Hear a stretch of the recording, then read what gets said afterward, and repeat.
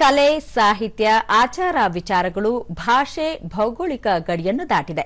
ಇದಕ್ಕೆ ಹಲವಾರು ಉದಾಹರಣೆಗಳಿವೆ.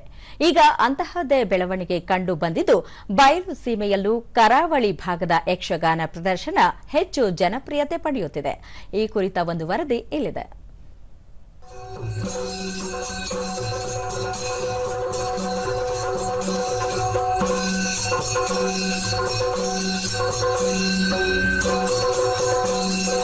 ಕರಾವಳಿ ಮತ್ತು ಮಲೆನಾಡು ಜಿಲ್ಲೆಗಳಲ್ಲಿ ಸಾಂಸ್ಕೃತಿಕ ಮನೋರಂಜನೆಯ ಪ್ರಮುಖ ಮಾಧ್ಯಮವಾಗಿದ್ದ ಯಕ್ಷಗಾನ ಹಂತ ಹಂತವಾಗಿ ಬಯಲು ಸೀಮೆಗೂ ವ್ಯಾಪಿಸುತ್ತಿದೆ.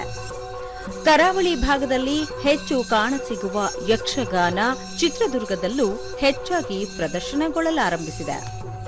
ಶಾಲಾ ಕಾಲೇಜುಗಳಲ್ಲಿ ಶಾಲಾ ವಾರ್ಷಿಕೋತ್ಸವ, ಪ್ರತಿಭಾ ಕಾರಂಜಿ, ಗಣರಾಜ್ಯೋತ್ಸವ, ಕನ್ನಡ ರಾಜ್ಯೋತ್ಸವ, ನಾಡ ಹಬ್ಬ, ರಾಷ್ಟ್ರೀಯ ಹಬ್ಬಗಳಲ್ಲಿ ಯಕ್ಷಗಾನ ಪ್ರದರ್ಶನ ರೂಢಿ ಸಂಪ್ರದಾಯವಾಗಿ ಪಾಲಿಸಲಾಗುತ್ತಿದೆ.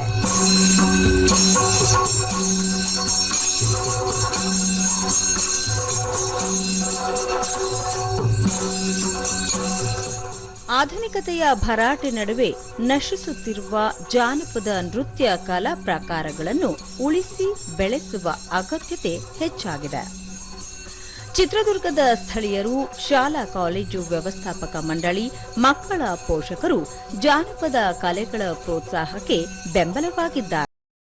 ಮಕ್ಕಳು ಕೂಡ ಆಸಕ್ತಿಯಿಂದಲೇ ಹೊಸ ಹೊಸ ಸಾಂಸ್ಕೃತಿಕ ಕಾರ್ಯಕ್ರಮಗಳಲ್ಲಿ ತಮ್ಮನ್ನು ತೊಡಗಿಸಿಕೊಳ್ಳುತ್ತಿದ್ದಾರೆ.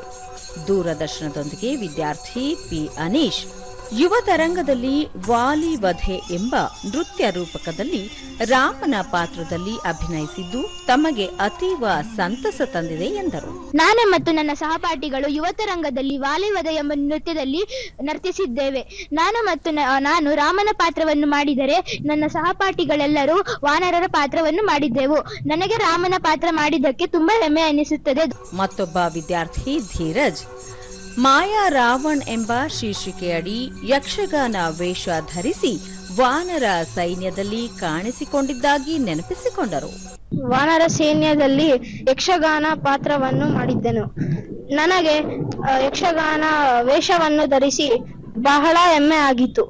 ವಿದ್ಯಾರ್ಥಿನಿ ಮನಸ್ವಿ ತಮ್ಮ ಸಹಪಾಠಿ ಗೋಪಿಕಾ ಜೊತೆ ಸೇರಿ ವರಾಹ ರೂಪಂ ಹಾಡಿಗೆ ನೃತ್ಯ ಪ್ರದರ್ಶಿಸಿದ್ದಾಗಿ ಹೇಳಿದರು.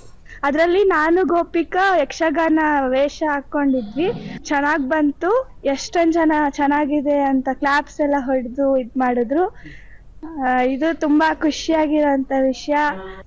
ಮುಖ್ಯ ಶಿಕ್ಷಕ ಅಶೋಕ್, ನಮ್ಮ ಶಾಲೆಯಲ್ಲಿ ಮಕ್ಕಳಿಗೆ ಶಿಕ್ಷಣದ ಜೊತೆಗೆ ಸಂಸ್ಕೃತಿ, ಆಚಾರ ವಿಚಾರಗಳನ್ನು ಕಲಿಸಿಕೊಡಲಾಗುತ್ತಿದೆ.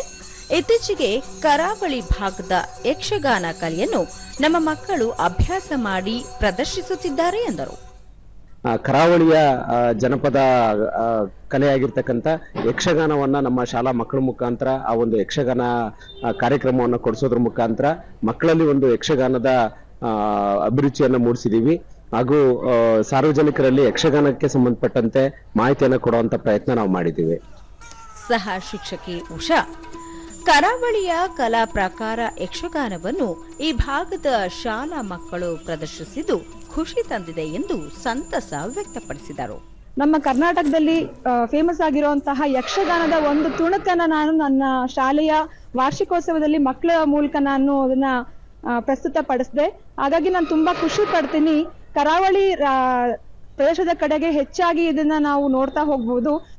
ಖಾಸಗಿ ಶಾಲಾ ವ್ಯವಸ್ಥಾಪಕ ಗೋಪಾಲಕೃಷ್ಣ, ಚಿತ್ರದುರ್ಗ ಕಲೆಗಳ ತವರೂರಾಗಿದ್ದು ಸಾಂಸ್ಕೃತಿಕ ಚಟುವಟಿಕೆಗಳಿಗೂ ಹೆಚ್ಚು ಒತ್ತು ನೀಡಲಾಗುತ್ತಿದೆ ಎಂದು ತಿಳಿಸಿದರು. ಕರಾವಳಿಯ ಕಂಪು ಏನಿದೆ ಅದರ ಕಡೆಗೆ ಮನಸ್ಸನ್ನು ಕೊಟ್ಟು ಅದರ ಒಲವನ್ನು ಈಗ ನಮ್ಮ ಕನ್ನಡ ರಾಜ್ಯೋತ್ಸವ ಆಗಿರ್ಬೋದು, ಸಂಘ ಸಂಸ್ಥೆಗಳವರ ಬೇಕಾದಷ್ಟು ಕಾರ್ಯಕ್ರಮಗಳಿಗೂ ಕೂಡ ಈ ಕರಾವಳಿಯ ಒಂದು ಈ ವಿಶೇಷತೆ, ಆ ಒಂದು ಯಕ್ಷಗಾನ ಏನಿದೆ, ಆ ಯಕ್ಷಗಾನದ ಉಡುಪು ತೊಡುಪು, ಆ ನೋಟ, ಆ ಒಂದು ಹೆಜ್ಜೆ, ಆ ತಾಳ, ಆ ಮೃದಂಗ ಎಲ್ಲವೂ ಕೂಡ ಒಂದು ರೀತಿಯ ಜನಗಳನ್ನ ಆಕರ್ಷಣೆಯನ್ನ ಮಾಡ್ತಾ ಇದೆ. ಖಾಸಗಿ ಶಿಕ್ಷಣ ಸಂಸ್ಥೆಯ ಆಡಳಿತಾಧಿಕಾರಿ ಡಾಕ್ಟರ್ ಟಿಎಸ್ ರವಿ, ಯುವ ಪೀಳಿಗೆಗೆ ನಮ್ಮ ಸಂಸ್ಕೃತಿಯನ್ನು ಕಲಿಸುವ ಮೂಲಕ ಕಲೆಯನ್ನು ಉಳಿಸಿ ಬೆಳೆಸಬೇಕು ಎಂದು ಹೇಳಿದರು. ಯಕ್ಷಗಾನಕ್ಕೆ ಹೆಚ್ಚು ಒತ್ತು ಕೊಡ್ತೀವಿ. 35 ವಿದ್ಯಾರ್ಥಿಗಳು ಈ ಒಂದು ಯಕ್ಷಗಾನ ಒಂದು ಕಲೆಯಲ್ಲಿ ಪಾಲ್ಗೊಳ್ಳುವ ಮುಖಾಂತರ ತಮ್ಮ ಸಾಮರ್ಥ್ಯಗಳನ್ನ ಆ ವೇದಿಕೆಯಲ್ಲಿ ಬಹಳ ಅತ್ಯದ್ಭುತವಾಗಿ ಅಭಿವ್ಯಕ್ತಪಡಿಸಿದ್ದಾರೆ. ಸಾರ್ವಜನಿಕ ಶಿಕ್ಷಣ ಇಲಾಖೆಯ ವಿಷಯ ಪರಿವೀಕ್ಷಕ ಸಿ ರಂಗನಾಯಕ ಇತ್ತೀಚೆಗೆ ನಡೆದ ಪ್ರತಿಭಾ ಕಾರಂಜಿಯಲ್ಲಿ ಚಳ್ಳಕೆರೆ ತಾಲೂಕಿನ ತಿಮ್ಮಪ್ಪಯ್ಯನಹಳ್ಳಿ ಸರ್ಕಾರಿ ಶಾಲಾ ಮಕ್ಕಳು ಯಕ್ಷಗಾನ ಪ್ರದರ್ಶಿಸಿದ್ದು ನೆರೆದಿದ್ದವರಿಗೆ ರಸದೌತಣ ಮೂಡಿಸಿತು ಎಂದರು.